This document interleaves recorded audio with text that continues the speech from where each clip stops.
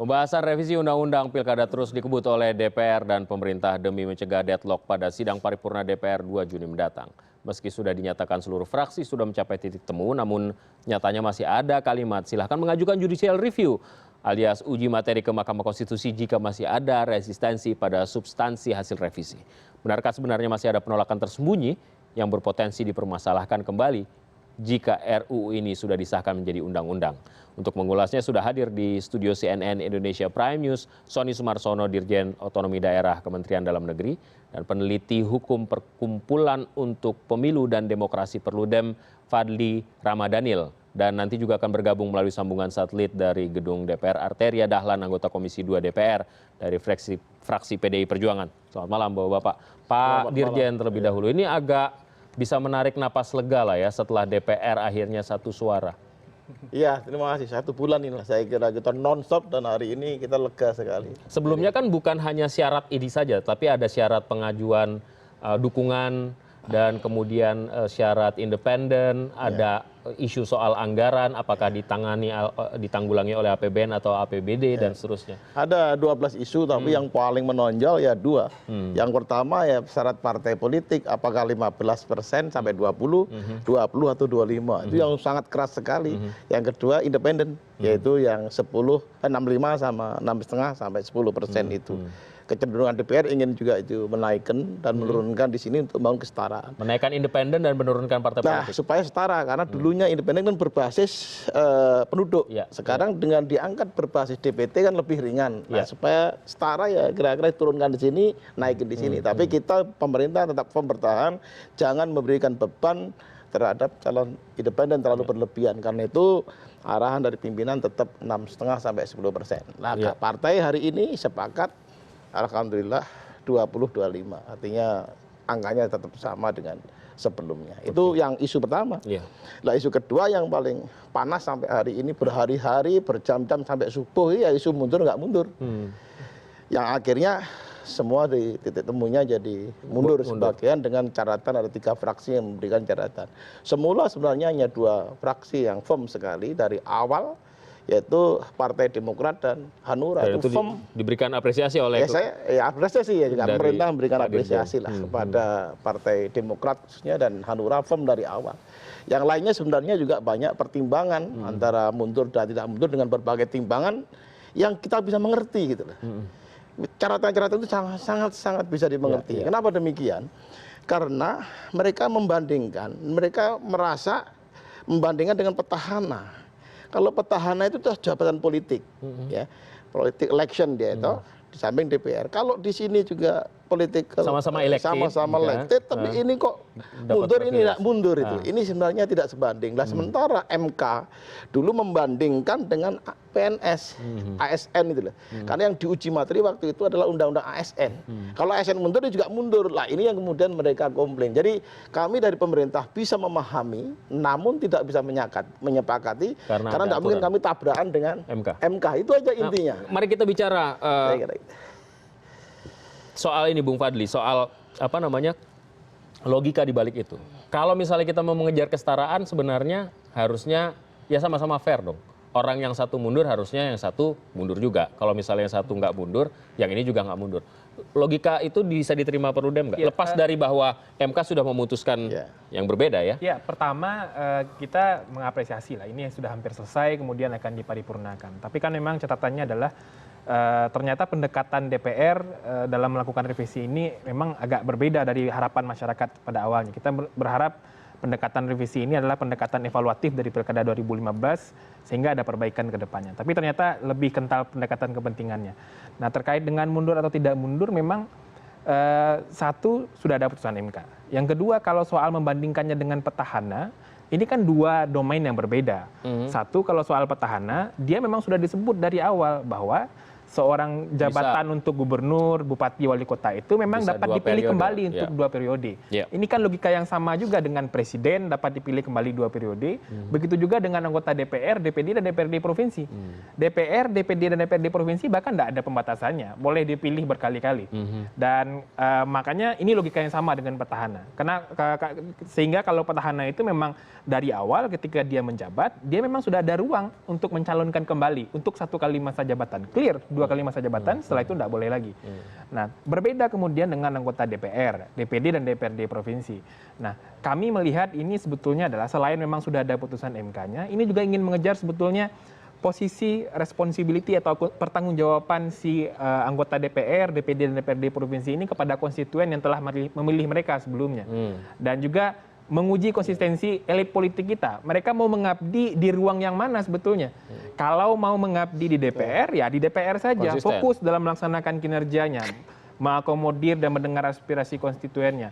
Bekerjalah untuk konstituennya dari daerah Tapi kan pemilihan. juga ada kasus juga di mana kepala daerah A kemudian cuti untuk ikut pilkada di daerah B. Dan kemudian kalau dia tidak terpilih, dia balik lagi ke A untuk menjabat. Itu kan sebenarnya tidak konsisten juga. Sekarang nggak bisa itu. Nggak bisa? Jadi jadi Silakan, intinya sekali lagi saya nanggapi dulu, ini bukan hanya soal mundur dan tidak mundur saja. 12 isu termasuk sebagian adalah evaluatif terhadap kelemahan pilkada yang lain. Satu hal yang tadi ditanyakan adalah terkait dengan posisi petahana. Petahana itu kalau nyalonkan di daerah lain itu harus mundur.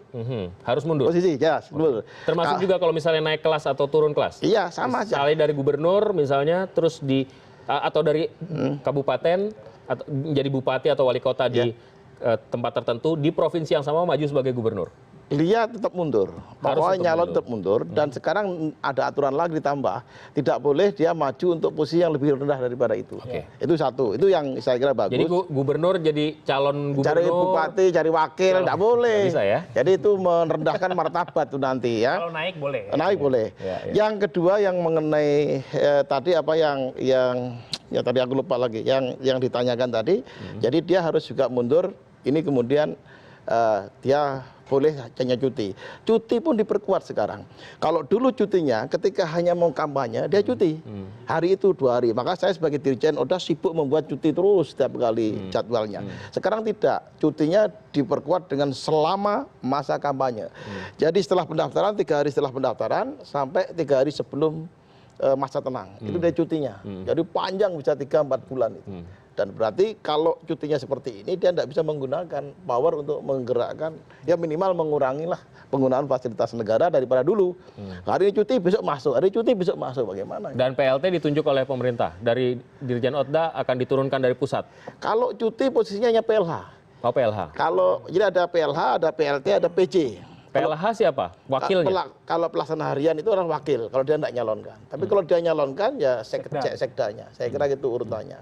Tapi kalau penjabat yang dilantik itu, dia punya kewenangan penuh sebagaimana kepala daerah yang lain, itu dilantik dari pusat. Kalau misalnya wakil dan, kita kan sering sekali menemukan bupati dan wakil bupati atau gubernur, wakil gubernur, itu nyalon lagi. Dan kadang seringnya terpisah gitu, karena udah nggak cocok di siapa yang akan menggantikan? Jadi kalau dua-duanya nyalon, dia memang kan harus posisi kalau nyalon ya. Tergantung. Ketika nyalon itu dia tidak masuk AMC, jadi sudah lewat AMC-nya, dia harus mengundurkan diri toh. Tapi kalau dalam masa AMC dia cukup cuti. Ketika cuti hanya PLH. Akhirnya kalau sekda. gubernurnya sekda, ujung-ujungnya sekda. Sekda yang Laksana hariannya menjadi sekda. Tapi kan sekda selalu ada attachment antara sekda, gubernur dan calon gubernur. Bagaimana dan selalu dengan kepala daerahnya gitu kan? Itu kan tidak terhindarkan itu Pak, selama berhubungan 5 tahun begitu. Ya memang. Bagaimana jagain independensi dan lain sebagainya? Ya kita kan ada satu ketentuan yang sangat keras sekali, namanya netralitas daripada birokrasi. Sekda adalah pemimpin birokrasi yang paling senior dengan pangkat tertinggi, itu memang harus netral, independen.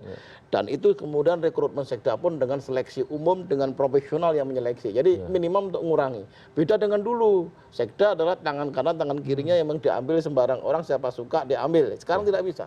Jadi minimal mengurangilah hubungan soal sekda dengan gubernur, walaupun kita juga tidak bisa. Iya, PR-nya itu netralitas itu. Netralitas karena kuncinya, ya. Banyak orang yang bilang hari-hari gini yang netral hanya Semir begitu. Aduh. Baik, kita coba menghubungi Bung Arteria Dahlan di gedung DPR. Fraksi PD Perjuangan masih menyimpan catatan, Bung Arteria, soal syarat mundur ini?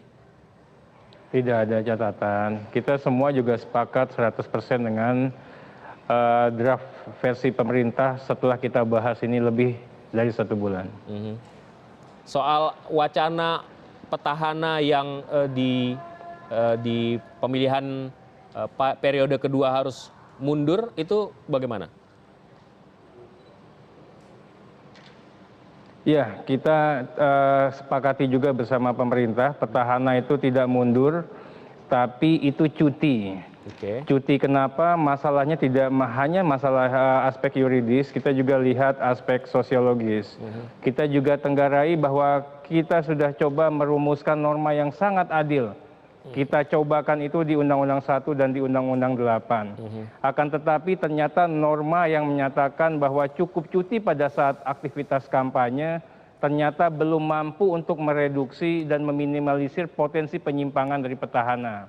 Maka saat ini petahana ini kita rumuskan menjadi ke dalam norma baru, cuti terhitung sejak ditetapkan sebagai pasangan calon oleh KPU provinsi maupun kabupaten kota. Ya. Sebelumnya kan PDI Perjuangan sempat mengajukan wacana soal mundur itu atau bahwa kandidat petahana juga harus mundur.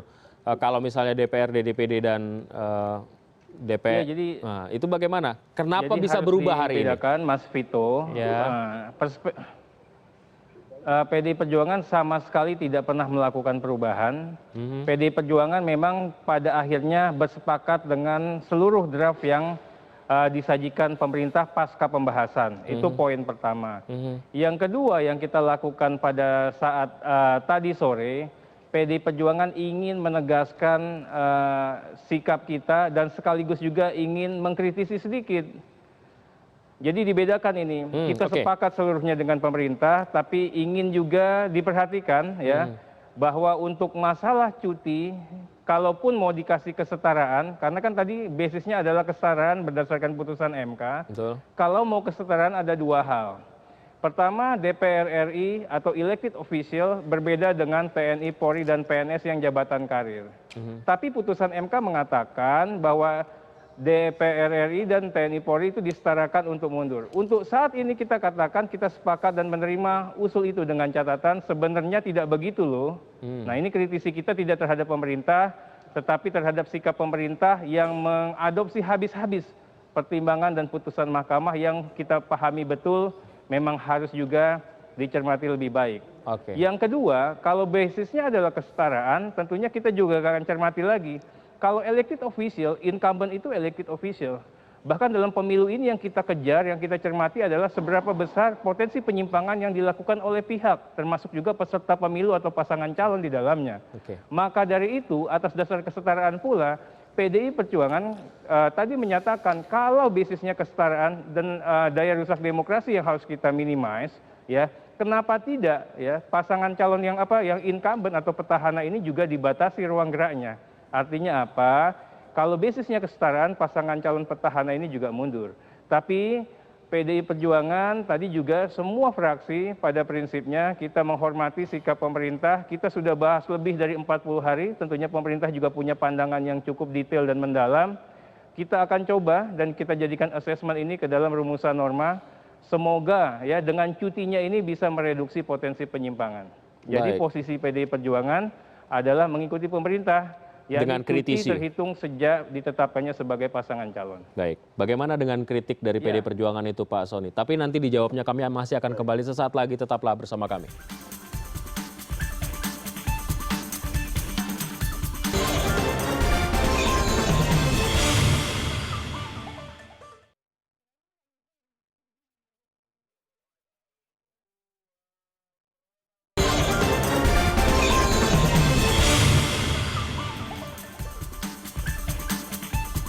Kami lanjutkan perbincangan ini. Bagaimana tanggapan dari pemerintah soal kritik yang dilontarkan PDI Perjuangan tadi? Jadi intinya sebenarnya dari PDI Perjuangan secara keseluruhan itu mendukung pemerintah secara penuh ya untuk mundur dan seterusnya. Catatan dari PDI Perjuangan sebenarnya satu yang prinsip adalah kesetaraan. Jangan dibandingkan dengan ASN. Waktu MK itu dianggap lalu inkonsistensi putusannya. Dulu yang di judicial review adalah undang-undang ASN. Tapi mantul ke kalau ASN mundur ya harusnya legislatif juga mundur. Jadi DPR juga mundur, DPD mundur, kemudian DPRD juga mundur. Lah ini kemudian terus berlangsung sampai hari ini. Nah sementara pihak setelah lihat petahana yang tadi disampaikan sama-sama elected kok tidak mundur. Sehingga tuntutannya kalau kami mundur ini juga mundur semuanya. Jadi begitu logikanya.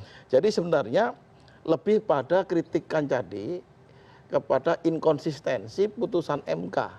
Yang kalau mau MK merevisi kita juga ikuti. Yang bisa merevisi MK kan MK sendiri posisinya. Jadi oleh karena itu bukan PDIP tidak mendukung dan berbeda sikap pemerintah. Mereka firm mendukung pemerintah secara penuh dengan catatan ini dengan harapan ini juga menjadi koreksi buat kita sendiri. Jadi saya kira itu catatan kecil yang kami bisa sangat bisa memahami karena itu titik temunya.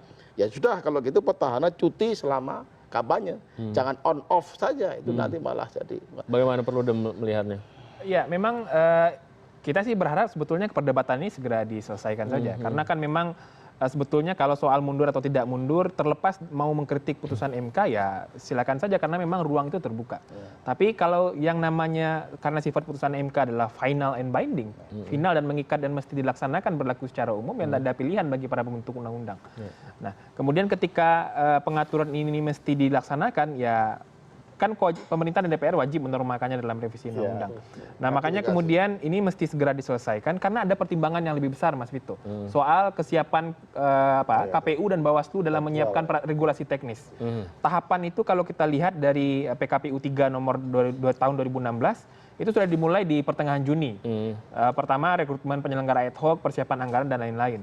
Tapi lebih dari itu adalah setelah undang-undang ini selesai direvisi, tentu KPU harus menyiapkan juga regulasi-regulasi teknis dari hasil revisi ini. Dan itu tidak sebentar, karena banyak sekali yang mesti dirubah soal kampanye, pemutakhiran daftar pemilih, dan lain-lain. Dan jangan lupa juga bahwa PKPU itu mesti dikonsultasikan juga kepada Komisi 2, seluruh PKPU. Nah makanya kita berharap ini segera diselesaikan, terlepas dari catatan yang sudah dibahas, karena memang ini seperti yang saya sampaikan di awal ini pendekatannya agak berbeda, tidak sepenuhnya evaluatif dari Pilkada 2012. Ada banyak kepentingan di sana dan akhirnya memang di waktu yang sangat sempit ini kita berharap regulasi ini diselesaikan, kemudian KPU bisa segera menyusun peraturan-peraturan KPU dan begitu juga dengan Bawaslu bisa segera dikonsultasikan dan sehingga ada ruang untuk mencermati di mana kemudian kelemahan-kelemahan yang masih mungkin terjadi. Dan itu bisa ditutup dengan regulasi-regulasi yang diturunkan melalui PKPU. Oke, Bung Arteria, sampai sejauh mana kita bisa mendapatkan kepastian bahwa semua fraksi PDI Perjuangan pasti Anda bisa mengomentari, tapi saya ingin tahu apakah memang tone-nya sudah sama semua fraksi? Kan terakhir ada 2 fraksi, PKS dan Gerindra yang sebenarnya keberatan soal mundurnya anggota parlemen dan juga senator soal terkait dengan putusan MK itu. Sampai sejauh mana kita bisa yakin, publik yakin bahwa paripurna berjalan mulus ini? Ya, Mas Vito, saya ingin sampaikan yang dibahas di revisi Undang-Undang Pilkada ini sangat banyak sekali isunya. Yang kita bincangkan ini hanya satu isu yang tersisa atau terpending. Saya ingin sampaikan ya, banyak sekali isu yang lebih signifikan dan substantif. Kebetulan ada Pak Sony di situ. Bagaimana DPR mengakomodir seluruh putusan Mahkamah Konstitusi. Walaupun kami yakini betul bahwa ada putusan Mahkamah Konstitusi itu yang keliru, yang tidak pas, yang tidak sesuai, yang justru mungkin bertentangan dengan konstitusi itu sendiri. Tapi kita coba untuk rumuskan. Kemudian yang kedua, kita coba untuk melakukan penyempurnaan dalam berbagai aspek. Sebagai contoh, kita ingin pilkada yang tadi 2027 kita turunkan lagi, kita press lagi menjadi 2024. Makanya kita sempurnakan aturan bagaimana pilkada serentak di 2020, 2022 dan 2023. Kemudian juga kita ciptakan lagi banyak nih ya mengenai apabila pasangan calonnya salah satu meninggal setelah ditetapkan. Kita katakan ini bisa terus lanjut demi apa? Demi kepastian hukum dan iklim demokrasi. Kemudian mengenai verifikasi dukungan pasangan calon independen yang coba kita perketat agar apa? Kualitas dukungan itu bisa betul-betul tampak. Begitu juga mengenai pengaturan mengenai money politics beserta sanksinya. Banyak hal yang kita masukkan, termasuk juga penguatan Bawaslu dan sebagainya. Saya ingin sampaikan di sini adalah ya banyak sekali isu yang sudah kita buat, disempurnakan dan sudah kita laksanakan demi demokrasi ini bisa lebih hebat, lebih bermartabat. Nah, yang tersisa ini memang ada beberapa pending isu. Bahkan kalau Pak Soni tahu, pending isunya cuma satu ini. Dan bagi kami di DPR sendiri bukanlah isu-isu yang kita katakan kita ini mengejar kekuasaan. Tadi kalau teman-teman Perludem katakan, kami ini DPR RI Komisi 2, ya, ini jelas terang tegas bahwa kepentingannya cuma satu, bagaimana demokrasinya bisa hebat. Derivatifnya mungkin ada, tapi bukan bagian dari kepentingan yang mutlak. Kepentingan yang bisa dinegosiasikan, karena kami yakin semua ada kepentingan yang lebih besar. Kepentingan yang lebih besarnya adalah bagaimana tahapan pemilu ini jangan sampai terganggu. Bagaimana kita bisa terbitkan kepastian hukum yang lebih jelas, yang lebih terang, yang bisa dieksekut langsung melalui revisi undang-undang ini. Kita yakin betul, bahkan jam 2 tadi sudah ada rapat BAMUS dan disepakati ini akan menjadi bagian yang untuk diparipurnakan pada tanggal 2 Juni hari Kamis nanti. Artinya apa? DPR ini sangat serius, DPR sudah bekerja sekuat-kuatnya, sehebat-hebatnya dengan khidmat ini dan penuh ikhtiar, bagaimana memastikan jadwal tahapan ini bisa sesuai dengan rencana, doakan memastikan dengan singkatnya waktu bisa dihadirkan produk legislasi yang betul-betul hebat, ya, yang betul-betul cermat tentunya. Sebagai informasi kita masih bahas ini, ya, kita masih sempurnakan, masih sinkronisasi terkait dengan ketentuan pidana. Jadi yang kita pikirkan begitu banyak, ya, ini hanya satu pending isu dan saya yakin seluruh fraksi ini, ya, sikapnya merah putih dan NKRI. Mudah-mudahan tanggal 2 nanti undang-undang ini dapat mulus. Amin. Sehingga dapat segera diundangkan. Baik, kalau Bang Arteria sudah bilang begitu, tenang kita kan.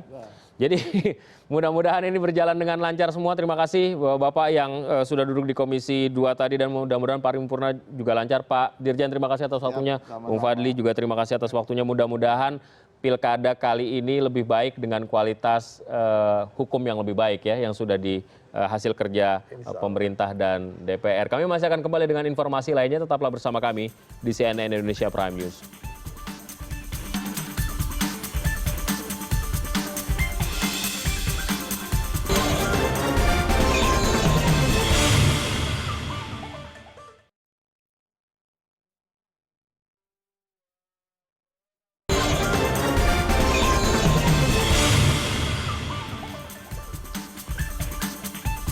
Kami lanjutkan perbincangan ini.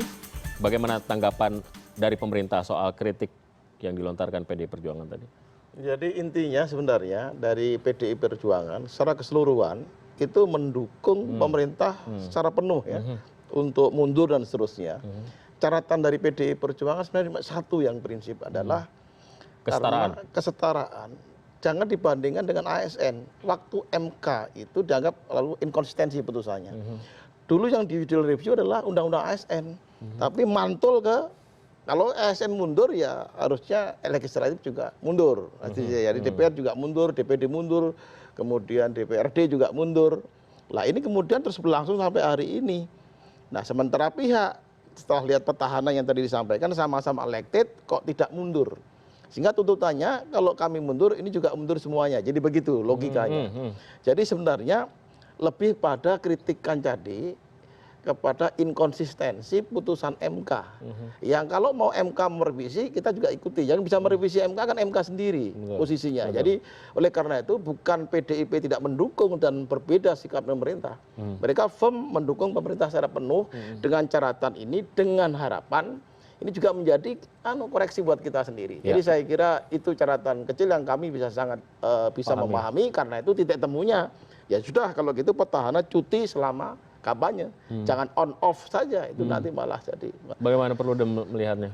Ya memang kita sih berharap sebetulnya perdebatan ini segera diselesaikan saja. Karena kan memang sebetulnya kalau soal mundur atau tidak mundur, terlepas mau mengkritik putusan MK ya silakan saja karena memang ruang itu terbuka. Tapi kalau yang namanya karena sifat putusan MK adalah final and binding, final dan mengikat dan mesti dilaksanakan berlaku secara umum, yang ada pilihan bagi para pembentuk undang-undang. Nah, kemudian ketika pengaturan ini mesti dilaksanakan ya kan pemerintah dan DPR wajib menormalkannya dalam revisi undang-undang. Nah, makanya kemudian ini mesti segera diselesaikan karena ada pertimbangan yang lebih besar, Mas Vito, soal kesiapan KPU dan Bawaslu dalam menyiapkan regulasi teknis. Tahapan itu kalau kita lihat dari PKPU 3 nomor 2 tahun 2016 itu sudah dimulai di pertengahan Juni. Pertama rekrutmen penyelenggara ad hoc, persiapan anggaran dan lain-lain. Tapi lebih dari itu adalah setelah undang-undang ini selesai direvisi, tentu KPU harus menyiapkan juga regulasi-regulasi teknis dari hasil revisi ini. Dan itu tidak sebentar, karena banyak sekali yang mesti dirubah soal kampanye, pemutakhiran daftar pemilih, dan lain-lain. Dan jangan lupa juga bahwa PKPU itu mesti dikonsultasikan juga kepada Komisi 2, seluruh PKPU. Nah, makanya kita berharap ini segera diselesaikan, terlepas dari catatan yang sudah dibahas, karena memang ini seperti yang saya sampaikan di awal ini pendekatannya agak berbeda, tidak sepenuhnya evaluatif dari Pilkada 2012. Ada banyak kepentingan di sana dan akhirnya memang di waktu yang sangat sempit ini kita berharap regulasi ini diselesaikan, kemudian KPU bisa segera menyusun peraturan-peraturan KPU dan begitu juga dengan Bawaslu bisa segera dikonsultasikan dan sehingga ada ruang untuk mencermati di mana kemudian kelemahan-kelemahan yang masih mungkin terjadi. Dan itu bisa ditutup dengan regulasi-regulasi yang diturunkan melalui PKPU. Oke, Bung Arteria, sampai sejauh mana kita bisa mendapatkan kepastian bahwa semua fraksi PD Perjuangan pasti Anda bisa mengomentari, tapi saya ingin tahu apakah memang tone-nya sudah sama semua fraksi? Kan terakhir ada 2 fraksi, PKS dan Gerindra yang sebenarnya keberatan soal mundurnya anggota parlemen dan juga senator soal terkait dengan putusan MK itu. Sampai sejauh mana kita bisa yakin, publik yakin bahwa paripurna berjalan mulus ini? Ya, Mas Vito, saya ingin sampaikan yang dibahas di revisi Undang-Undang Pilkada ini sangat banyak sekali isunya. Yang kita bincangkan ini hanya satu isu yang tersisa atau terpending. Saya ingin sampaikan ya, banyak sekali isu yang lebih signifikan dan substantif. Kebetulan ada Pak Sony di situ. Bagaimana DPR mengakomodir seluruh putusan Mahkamah Konstitusi. Walaupun kami yakini betul bahwa ada putusan Mahkamah Konstitusi itu yang keliru, yang tidak pas, yang tidak sesuai, yang justru mungkin bertentangan dengan konstitusi itu sendiri. Tapi kita coba untuk rumuskan. Kemudian yang kedua, kita coba untuk melakukan penyempurnaan dalam berbagai aspek. Sebagai contoh, kita ingin pilkada yang tadi 2027 kita turunkan lagi, kita press lagi menjadi 2024. Makanya kita sempurnakan aturan bagaimana pilkada serentak di 2020, 2022, dan 2023. Kemudian juga kita ciptakan lagi banyak nih ya, mengenai apabila pasangan calonnya salah satu meninggal setelah ditetapkan. Kita katakan ini bisa terus lanjut demi kepastian hukum dan iklim demokrasi. Kemudian mengenai verifikasi dukungan pasangan calon independen yang coba kita perketat agar kualitas dukungan itu bisa betul-betul tampak. Begitu juga mengenai pengaturan mengenai money politics beserta sanksinya. Banyak hal yang kita masukkan, termasuk juga penguatan Bawaslu dan sebagainya. Saya ingin sampaikan di sini adalah ya, banyak sekali isu yang sudah kita buat, disempurnakan dan sudah kita laksanakan demi demokrasi ini bisa lebih hebat, lebih bermartabat. Nah, yang tersisa ini memang ada beberapa pending isu. Bahkan kalau Pak Sony tahu, pending isunya cuma satu ini. Dan bagi kami di DPR sendiri bukanlah isu-isu yang kita katakan kita ini mengejar kekuasaan. Tadi kalau teman-teman Perludem katakan, kami ini DPR RI Komisi 2, ya, ini jelas terang tegas bahwa kepentingannya cuma satu, bagaimana demokrasinya bisa hebat. Derivatifnya mungkin ada, tapi bukan bagian dari kepentingan yang mutlak. Kepentingan yang bisa dinegosiasikan, karena kami yakin semua ada kepentingan yang lebih besar. Kepentingan yang lebih besarnya adalah bagaimana tahapan pemilu ini jangan sampai terganggu. Bagaimana kita bisa terbitkan kepastian hukum yang lebih jelas, yang lebih terang, yang bisa dieksekut langsung melalui revisi undang-undang ini. Kita yakin betul, bahkan jam 2 tadi sudah ada rapat Bamus dan disepakati ini akan menjadi bagian yang untuk diparipurnakan pada tanggal 2 Juni hari Kamis nanti. Artinya apa? DPR ini sangat serius, DPR sudah bekerja sekuat-kuatnya, sehebat-hebatnya dengan khidmat ini dan penuh ikhtiar. bagaimana memastikan jadwal tahapan ini bisa sesuai dengan rencana, dan memastikan dengan singkatnya waktu bisa dihadirkan produk legislasi yang betul-betul hebat, ya, yang betul-betul cermat tentunya. Sebagai informasi kita masih bahas ini, ya, kita masih sempurnakan, masih sinkronisasi terkait dengan ketentuan pidana. Jadi yang kita pikirkan begitu banyak, ya, ini hanya satu pending isu, dan saya yakin seyakin-yakinnya seluruh fraksi ini, ya, sikapnya Merah Putih dan NKRI, mudah-mudahan tanggal 2 nanti undang-undang ini dapat mulus, sehingga dapat segera diundangkan. Baik, kalau Bang Arteria sudah bilang begitu, tenang kita kan. Jadi mudah-mudahan ini berjalan dengan lancar semua. Terima kasih Bapak yang sudah duduk di Komisi 2 tadi, dan mudah-mudahan paripurna juga lancar. Pak Dirjen, terima kasih atas waktunya. Bung Fadli juga terima kasih atas waktunya. Mudah-mudahan pilkada kali ini lebih baik dengan kualitas hukum yang lebih baik, ya, yang sudah di hasil kerja pemerintah dan DPR.